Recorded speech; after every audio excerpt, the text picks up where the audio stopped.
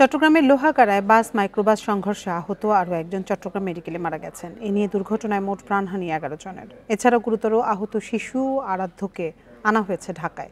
দুপুরে চমেক হাসপাতালের আইসিইউতে চিকিৎসাধীন অবস্থায় মারা যান তাসনিয়া ইসলাম প্রেমা, দুর্ঘটনায় নিহত রফিকুল ইসলাম ও লুৎফুন নাহার দম্পতির মেয়ে। এছাড়া এই ঘটনায় আহত আরাধ্যর মামাতো ভাই দুর্জয় চট্টগ্রাম মেডিকেল কলেজ হাসপাতালের আইসিইউতে চিকিৎসাধীন।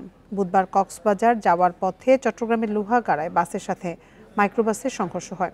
এতে একই পরিবারে 5 জন সহ 10 জন মারা যান। বান্ডেল থাকলে প্রতি সেনমানিতে টাকা বাঁচবে।